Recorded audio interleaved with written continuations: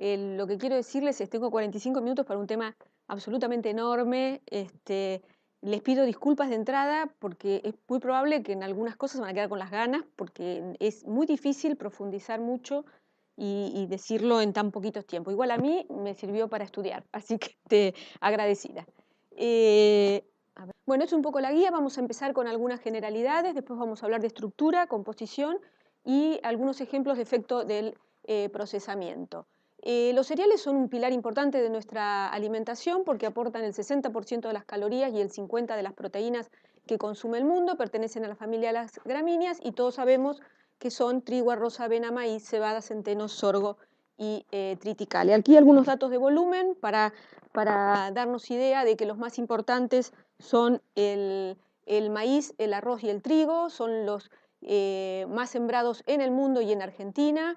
En Argentina es realmente un gran productor de maíz, bastante más que lo que se siembra mundialmente. Y aquí tienen algunos datos. Bueno, creo que la presentación después la van a poder tener, así que van a poder ver los datos. El 80 al 90% de la producción se la lleva el maíz, el trigo y el arroz, y el sorgo, la avena y el mijo son los que son llamados cereales menores, precisamente por la baja producción que tienen en el contexto total. Y luego tenemos los pseudocereales, de los cuales los más conocidos son la quinoa, el amaranto, la chiquihuicha, la cañigua y el trigo sarraceno o alforfón, y los tres primeros son los que son denominados hoy granos andinos. Como pueden ver, en comparación con los datos anteriores, las producciones son muy bajas. La producción mundial de quinoa son 82.000 toneladas, comparen con aquellos miles, con aquellas millones de toneladas de las que hablamos antes. En Argentina hay un dato de 300 toneladas en Salta y Jujuy, realmente es muy, muy, muy pequeñito. Lo mismo con el amaranto, donde China es el mayor productor, y aquí tienen algunos datos de hectáreas. Fíjense, en Argentina, 50 hectáreas sembradas de amaranto, son datos no oficiales, no encontré datos oficiales, muy, muy poquitito. Y el trigo sarraceno, que tiene una producción un poquito mayor, de 2 millones de toneladas, sembrado principalmente en China, también en India, Nepal y Rusia. Y después vamos a hablar un poquito de la composición. Hay mucha diversidad genética, son reconocidos por cantidad y calidad de proteína, fibra dietética, no contienen gluten, y la quinoa tiene saponinas, que son sustancias que la protegen naturalmente y que según la cantidad de saponinas se clasifican en dulces o amargas según que tengan más o menos de 0,11%. Hay que retirarlas, o sea, se debe eliminar por lavado de la semilla, dan sabor amargo, pero además tienen propiedades detergentes y hacen daño a nivel de la membrana intestinal y complejan las vitaminas y los minerales. Aquí tienen algunas fotos de la cañigua, del amaranto, todos reconocidos, cantidad y calidad de proteínas, no contienen gluten, fibra dietaria, y una comparación del tamaño para que tengan idea, por si algunos tienen menos contacto, por ejemplo, por ahí estamos menos habituados a ver el trigo sarraceno, que tengan alguna idea de cómo se ven. Trigo sarraceno también se reconoce que contiene lisina, aunque leí algún paper que habla de que tiene pobre digestibilidad, con lo cual hay que tener mucho cuidado cuando hablamos de composición de proteínas, porque no siempre después las digerimos de la misma manera. Entonces, también fibra dietaria, vitaminas del grupo B, tienen algunos componentes negativos como taninos e inhibidores de proteasas, y algunos destacan que contiene un glucósido flavonoide que se llama rutina, que parece inhibir la agregación plaquetaria. Yo diría, habría que mirarlo más en profundidad. Es originario de Asia y hay dos tipos, el común y el amargo. Se usa para alimentación animal y humana, y aquí pueden ver, se lo come en guisos, en pastas. Este es un ejemplo de un plato, de un noodle hecho de trigo sarraceno de Japón, por ejemplo. El maíz tiene un formato único, tiene propiedades similares al resto de los cereales, su producción es muy costo efectiva, por eso vimos los miles de millones de toneladas que se siembran en el mundo, tiene gran diversidad de usos, no contiene gluten y es apto para celíacos, y hay distintos tipos. Todos los tipos se presentan en dos colores, amarillo, blanco y muchos más colores que podemos ver en las zonas de Perú y demás. Las variedades más sembradas son el que se llama dentado y el colorado duro o flint. Después también está el dulce, que se usa más para comer y tiene gran cantidad de azúcares, el que se usa para hacer el pisingallo, que se usa para hacer el popcorn, y un harinoso que se ve muy poquito en algunas zonas andinas. Y luego están los que se han desarrollado ricos en amilopectina o ricos en amilosa para producir almidones especiales. Se diferencian en digamos, la parte córnea que tienen. El dentado tiene como una corona córnea, mientras que el flint es todo córneo, y por eso el dentado, el flint es muy usado para hacer harina de arroz, polenta y demás, y el otro más para la molienda húmeda. Entonces, alimentación animal, muy usado el maíz; alimentación humana, y muchos usos industriales, la industria del papel, adhesivos y demás. Por procesos secos, por molienda, se consigue harina de maíz, cereales para desayuno. Bueno, el pochoclo es un alimento de proceso en seco, lo mismo que la harina nixtamal, que es la que se usa para hacer, muy popular en México, las tortillas y los tacos. Y por molienda húmeda separamos almidón, del que luego se pueden producir almidones modificados, y jarabes de maíz, que saben que hay gran cantidad de jarabes con distinta cantidad de glucosa, fructosa y demás. Es un grano que además tiene un contenido relativamente alto de aceite, porque el germen es grande, tiene 12% de germen, y también entonces se procesa y se produce aceite de maíz y también alcohol. El trigo, son dos los trigos más conocidos, que es el trigo común o pan y el trigo durum encandial. El trigo pan se usa para productos con leudado biológico y también con leudado químico, ¿no es cierto? Panes o tortas, muffins y este tipo de productos. Y el trigo duro se usa fundamentalmente para hacer pastas, pero también se procesa en forma húmeda y se separa el gluten del almidón. El arroz no contiene gluten, tiene algunos fitonutrientes interesantes y fundamentalmente se consume en forma integral o pulida, en algunos alimentos para lactantes, cereales para desayunos, snacks, y también se procesa el salvado de arroz y se obtiene aceite, y se clasifican por sus dimensiones, y las denominaciones de venta tienen que ver con los defectos. Esto está sacado del Código Alimentario Argentino, simplemente ver todos los tipos que existen y cómo se clasifican. Entran en Código Alimentario y tienen todos los datos. Respecto de la avena, se usa para alimentación animal, avena arrollada, salvado de avena, cereales para desayuno, productos panificados, galletas, barras de cereales. Se destaca por el contenido y la calidad de su fibra, porque contiene fibra soluble, beta de glucanos, fundamentalmente en la leurona y el salvado, porque tiene una calidad de proteína ligeramente mejor. Hay que tener cuidado porque tiene cantidad relativamente alta de lípidos y es muy importante inactivar las lipasas para no tener productos rancios, y se destacan que tiene buenas propiedades antioxidantes. El centeno se usa mucho para alimentación animal y para también productos panificados, tiene contenido de fibra soluble y bueno, son los típicos panes que vemos muy negros, como el tipo pumpernickel que están consumidos en Alemania. En los demás cereales, realmente la cebada está muy enfocada a la elaboración de cerveza y whisky, aunque también se usa en productos panificados. El mijo se usa en África e India, prácticamente aquí no hay consumo. Y el sorgo está muy orientado a la alimentación animal o al uso en la producción de alcohol. En cuanto a la estructura, acá tenemos un ejemplo hecho en el grano de trigo, pero vamos a ver que todos son muy parecidos, ¿no es cierto? El arroz, la avena y la cebada se cosechan con su cáscara, todos tienen una cáscara exterior, solo que en el momento que se cosecha, algunas las pierden y las dejan en el campo, y otras, y entonces el grano desnudo entra al proceso, y otras no, y van al proceso con esas cáscaras.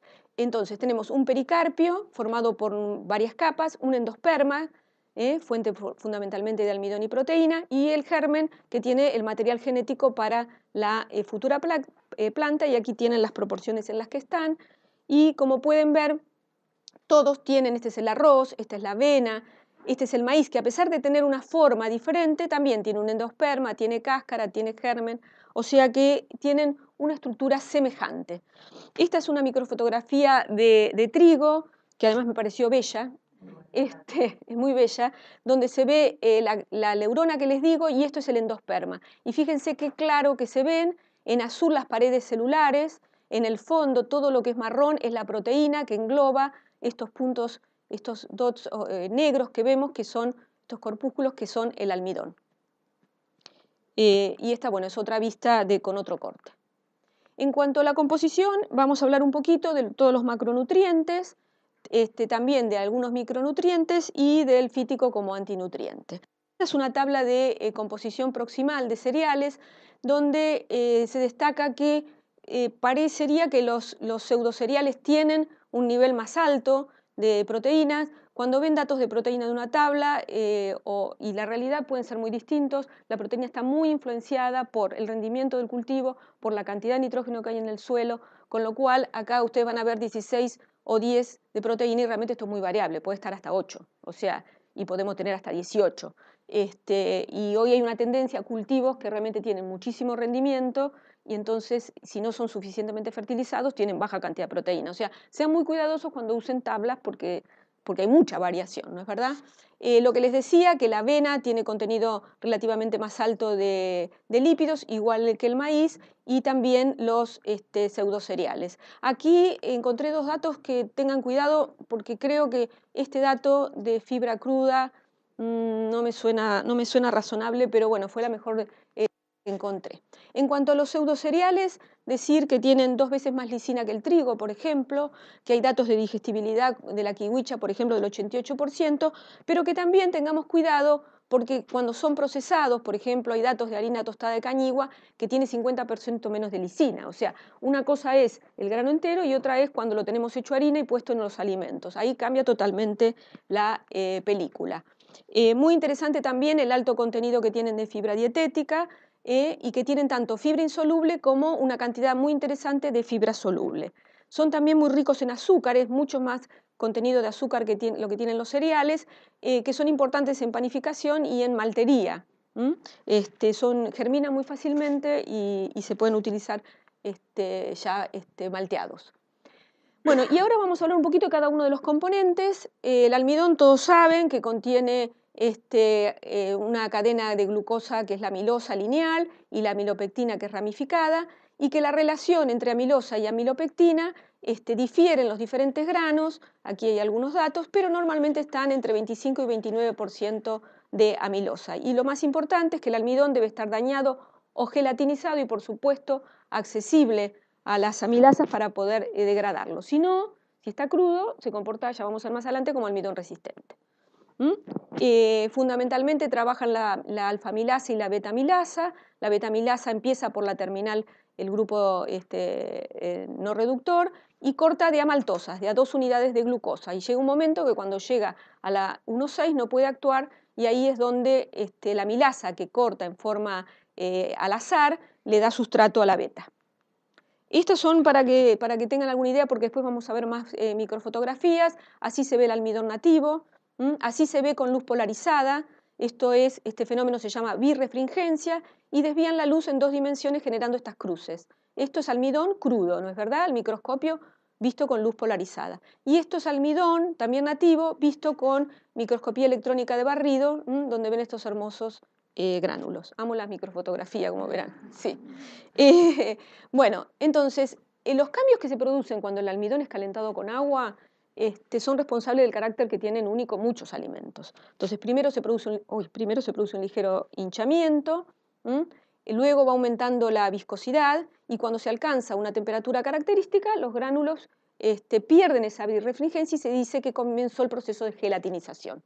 Ese proceso, a medida que seguimos calentando, se sigue solubilizando el almidón y se conoce como pasting, ¿no? Se va formando una pasta, se va solubilizando. Nunca esa solubilización es completa, porque se necesitarían temperaturas que no se alcanzan en los alimentos.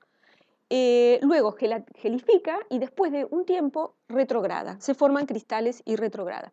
Y eso se puede ver en este dibujo donde se ve un viscoamilograma, donde aquí el almidón es calentado, ¿no es cierto? En este punto donde empezó a levantar la viscosidad, perdió birrefringencia, empezó el proceso de gelatinización, aumenta la viscosidad y luego el gránulo se rompe, se abre y empieza a solubilizarse su interior, y como esto está con agitación se produce lo que se llama una pérdida de viscosidad, una pseudoplasticidad, porque va perdiendo viscosidad porque lo estoy agitando. Y acá hay un gráfico parecido. Y los almidones gelatinizan en un rango, y no todos los almidones tienen el mismo rango de temperatura. Aquí tienen algunos datos de menor a mayor, ¿no es cierto? Los que gelatinizan en un rango más bajo y los que gelatinizan en un rango más alto. Son diferentes en tamaño, son diferentes en una serie de propiedades dependiendo del almidón. En cuanto a la proteína, sabemos todos los que están acá que el trigo, la avena, el cebada y el centeno contienen gluten, Y el contener gluten hace al trigo absolutamente único, por otra parte. O sea, que algo que puede ser dañino para algunas personas que no pueden consumirlos, hace que todos los que no tenemos ese problema podamos disfrutar de productos porosos y ricos como los, por ejemplo, las pizzas y todo ese tipo de productos. En cambio, el arroz, el maíz y los pseudocereales no contienen gluten, son proteínas que no tienen muy buen valor biológico, es inferior al huevo, la leche y la carne, fundamentalmente porque son deficientes en lisina. Las proteínas suelen clasificarse por su solubilidad en albúminas y globulinas, que son las llamadas solubles en agua o en soluciones salinas, y luego las prolaminas o gluteninas, que son solubles en alcohol o en soluciones ácidas o básicas. Lo que es interesante es que las proteínas solubles tienen mayor contenido de lisina.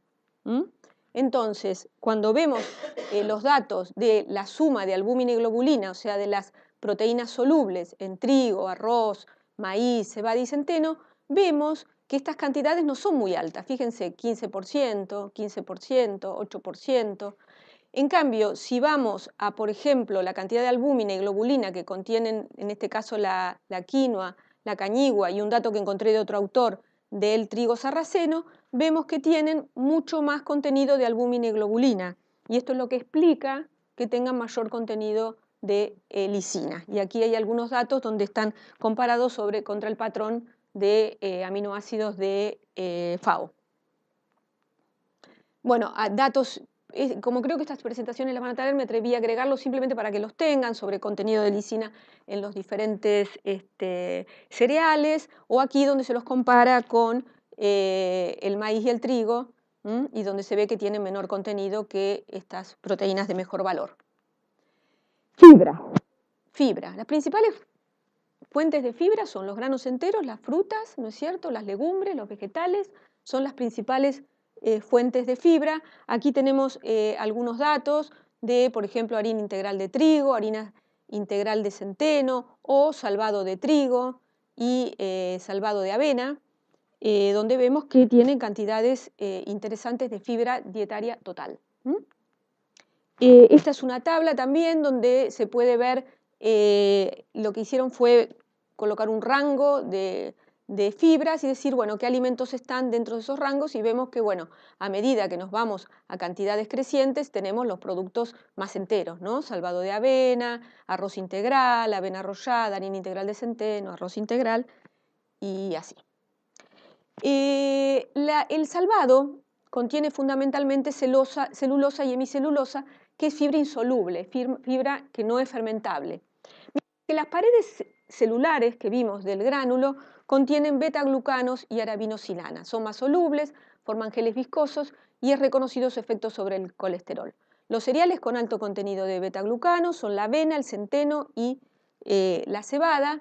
Y es muy interesante ver que es muy importante la proporción entonces de pared celular en el endosperma. Y si miran estas microfotografías, fíjense que esto es trigo, que sabemos que tiene bajo contenido de fibras solubles, con paredes celulares muy finas, y esto es la cebada, y esto es la avena, con paredes celulares mucho más importantes.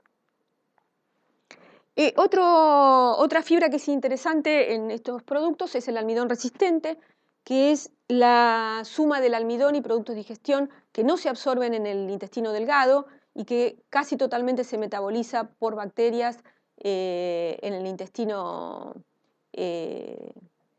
con producción de ácidos grasos de cadena corta. Es fibra insoluble, pero a los efectos actuaría como si fuera fibra soluble, y se dice que el consumo de almidón resistente causa disminución de glucemia y mayor atenuación de la insulinemia. Estoy tratando de abrir rápido para llegar rápido al final. Entonces, y saben ustedes, esto yo creo que debe ser conocido por todos ustedes, que hay 4 tipos de almidones resistentes. El RC1, que es el que está físicamente protegido, o sea que es inaccesible físicamente porque el grano fue pobremente molido, o después vamos a ver el ejemplo de las pastas, o el que está en estado nativo, granular, sin gelatinizar, o si está retrogradado, o obviamente si ha sido modificado. De lípidos no voy a decir nada, sabemos que tienen poca cantidad, ¿no es cierto? Y hay una tabla de composición. Y de vitaminas sabemos que fundamentalmente contienen del grupo B, tiamina, riboflavina, contienen vitamina E, y que los productos de los cereales suelen ser usados para los programas de enriquecimiento cuando se trata de combatir la anemia. En cuanto a los minerales, son bajos en sodio, contienen potasio, y los productos integrales contienen hierro, magnesio y zinc, y cantidades pequeñas de selenio. El arroz tiene cantidad un poco más grande de selenio, pero no nos debemos olvidar que en los granos contienen ácido fítico, o sea, la principal forma que tienen las plantas de almacenar fósforo es a través del ácido fítico, pero el ácido fítico compleja los minerales, disminuyendo su absorción, es degradado por las fitasas, que pueden ser endógenas. El mismo grano tiene fitasas, entonces en los procesos de fermentación o de germinación las fitasas van a atacar al ácido fítico, o pueden ser exógenas. Hoy en día está autorizada la aplicación directa en alimentación animal de fitasas, y hay grupos de investigadores que están estudiando el uso de las bifidobacterias para degradar el ácido fítico. O sea, sabemos todos de las bondades de las bifidobacterias, entonces serían una buena herramienta para ponerle a los alimentos y que produzcan degradación del ácido fítico naturalmente, simplemente porque las aportan sus fitasas. No puede ser cualquier bifidobacteria, obviamente, y bueno, hay estudios al respecto. Fíjense acá, por ejemplo, en este trabajo, cómo tenemos muy alto contenido de fítico en harina integral de trigo, fíjense que se está fuera de escala, o la harina blanca de trigo, y cómo disminuye cuando se fermenta la masa o cuando terminamos horneando los productos. De cualquier modo, el que esté muy interesado en este tema, mi recomendación es leer el paper. El paper tiene más información que esta, porque esto no es suficiente, y también hay que ver después cómo se solubiliza, cómo se digiere y demás. O sea, que esto es simplemente para ver que hay procesos que nos permiten tener degradación de fítico y entonces tener más disponibles los minerales. Bien, efecto del procesamiento. Los cereales se usan, no se asusten, no voy a entrar en esto, para realmente múltiples procesos, molienda, malteo, ¿no es cierto?, lo que dijimos, maltería, molienda húmeda, molienda seca, nixtamalización, y realmente el proceso de molienda es uno de los procesos más utilizados para los cereales, con lo cual me voy a concentrar en molienda de trigo, elaboración de pastas, elaboración de arroz parboil y de productos horneados, para mostrar algunos cambios que ocurren cuando procesamos estos productos. En el proceso de molienda, después de la limpieza y el acondicionado del grano, pasa a través de rodillos, ¿no es cierto?, que disminuyen el tamaño de la partícula, y una serie de tamices, se llaman plant sifters, y luego pasa a una etapa siguen reduciéndose en lo que se llaman cilindros de reducción, y más tamizados, o sea, son múltiples, son enormes, son salas enormes llenas de estos equipos donde se van separando las distintas fracciones de harina, de salvado, ¿no es cierto?, de germen o harinas de diferentes calidades. Estas son algunas microfotografías de, esto es trigo pan, blando y duro, y esto es trigo durum, el trigo de fideo. Y se puede ver que los gránulos de almidón y la proteína se ven muy diferentes en las tres microfotografías. En esta se ven muy sueltos los gránulos de almidón, y en esta, en cambio, se ve una fuerte interrelación entre la proteína y el almidón. ¿Y por qué muestro esto? Porque eso hace de que cuando uno muele trigo pan, obtiene, como es más blando, harinas, productos muy finos, y cuando uno muele trigo durum, obtiene sémolas, productos más gruesos, fruto de esas diferencias que vemos allí. Y además, cuando molemos, los molineros hablamos de mayor o menor extracción, rendimiento de harina, llamamos menor extracción harinas más blancas. O sea, obtengo menos harina porque el resto lo estoy mandando al salvado, y cuando tengo mucha extracción es porque puse mucho componente del pericarpio, ¿no es cierto? Entonces, dependiendo de ese grado de extracción, voy a tener menos proteína porque tengo un gradiente de proteína, tengo más concentración a medida que me voy hacia la cáscara, tengo más minerales a medida que me voy hacia la cáscara, y entonces, cuanto más integral sea la harina, voy a retener más vitaminas, minerales, fitoquímicos, proteína. Cuanto más blanca sea, voy a tener menos de todos esos componentes, y eso se puede ver en estos gráficos. También aquí tablas de composición para que ustedes vean si les interesa. Y bueno, sabemos que las harinas 4 ceros y triple cero, que son las que todos conocemos, la harina 4 ceros es una harina más refinada que viene del corazón del grano, por lo tanto va a tener menos fibra, menos vitaminas, menos minerales, eso que dijimos, y la 000 tiene más contenido de cáscara y en el código se clasifican por la ceniza, que no es más que un indicador, porque tiene que ver con el contenido mineral. El almidón se suele clasificar según su velocidad de digestión. Hay un método que se llama The English, que lo que hace con ese método, que es un método de digestión in vitro, en el cual agregan enzimas, y se puede determinar el almidón resistente, aquel que va a pasar de largo, que no vamos a fermentar, y almidones que se llaman de digestión lenta, o almidones de digestión rápida. Esto lo quise mostrar porque después vamos a ver algunos productos donde se forman estos tipos de almidones. En el proceso de pastas lo que tenemos es mezclamos sémola con agua, ¿no es cierto? La empastamos, formamos una masa, la pasamos a través de un tornillo extrusor y tenemos a la salida pasta fresca y luego la secamos y tenemos pasta seca. En el proceso de extrusión, que está aquí, va formándose un retículo proteico que atrapa los gránulos de almidón y en el proceso de secado se va consolidando. Y eso se puede ver en estas microfotografías.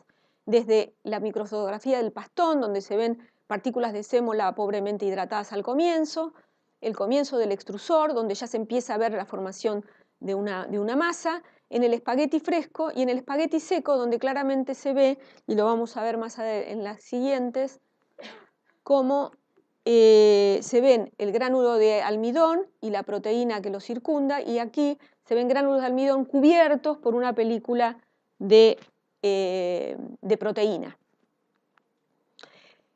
Luego esa pasta seca la comemos cocida, ¿no es verdad? Y cuando la cocinamos, lo que observamos es que el agua va penetrando y genera un gradiente de humedad dentro de la pasta. Y que si nosotros pudiéramos, como hicieron estos investigadores, seccionar la pasta en la zona externa, la zona media y la zona interna, veríamos que el almidón no está de la misma manera en esas tres partes.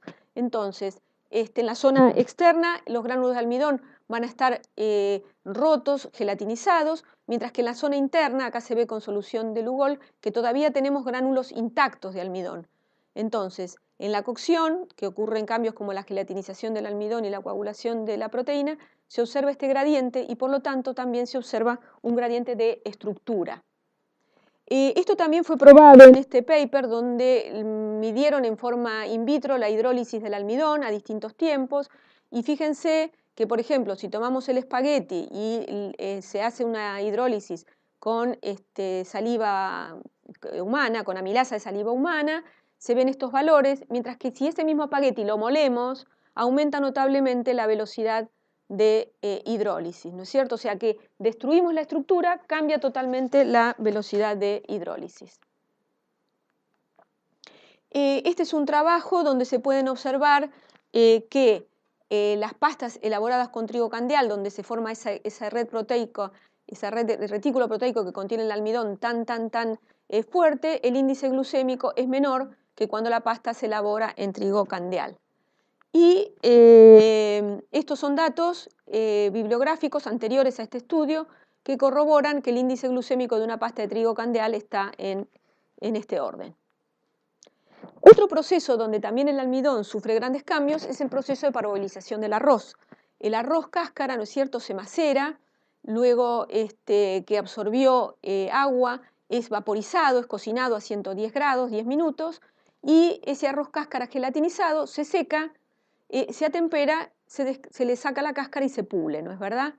Y también aquí lo que se observa es que durante este proceso de atemperado, el almidón retrograda, hablamos hoy de la retrogradación del almidón, y eso hace de que, por ejemplo, un arroz paribol tenga un índice glucémico menor que un arroz blanco. Y estos son datos tomados del mismo paper anterior, y estos son datos tomados de bibliografía anterior, donde también se ve un menor índice glucémico en el parboil respecto de los blancos. El parboil produce otro efecto también, que es que cuando mojamos el grano, facilitamos la migración y lo cocinamos, facilitamos la migración de las vitaminas y los minerales hacia adentro del grano. Entonces, si bien en muchos casos no llega a alcanzarse la composición del arroz integral, en algunos casos, como la tiamina, niacina, la piridoxina o algunos minerales, se observa una mayor retención de minerales que en el caso del arroz blanco. Entonces es un proceso que también ayuda en ese sentido. Y los últimos procesos que me gustaría hablar son los que tienen que ver con el horneado, porque muchas de las propiedades del almidón a veces están medidas en sistemas donde no tiene suficiente cantidad de agua. Eso no es así en los alimentos y en los productos horneados. Nosotros tenemos sistemas limitados en agua y con otros ingredientes. Hay grasas, ¿no es cierto? Hay fibras, hay emulsionantes. Entonces eso hace que cambie totalmente lo que pasa. Veamos primero cuál es el efecto de la relación agua-almidón, ¿no es cierto? El contenido de agua no afecta la temperatura a la que gelatiniza el almidón, pero sí aumenta el rango de temperatura en que se completa el proceso. Estos son calorimetrías diferenciales de barrido, donde los picos que se ven es el cambio entálpico porque está ocurriendo la gelatinización del almidón, ¿no es cierto? Y fíjense, aquí tengo más agua y aquí tengo mucho menos agua, entonces este proceso es muy largo, este proceso es corto, en 7 grados prácticamente gelatinizó el almidón. Esto es lo mismo visto al revés y de otro autor, pero también se puede ver el gran pico de gelatinización con alto contenido de agua y esta curva mucho más plana cuando tengo menos agua. Y aquí está visto en microfotografía, fíjense que acá estamos hablando de 57, 64 y 67 grados. Acá está todavía sin gelatinizar, pero cuando vamos a 67 grados está totalmente gelatinizado. Y este es un sistema que tiene una relación de agua-almidón de 2:1, o sea, tengo mucha agua en este sistema. Cuando me voy a este sistema que tiene una relación más... no importa, bueno. Sí, ya estoy terminando, ya queda poco. En este sistema, fíjense que podemos llegar hasta 87 grados, una temperatura mucho más alta, y sin embargo tenemos todavía gránulos refringentes que nos están indicando que todavía no gelatinizó.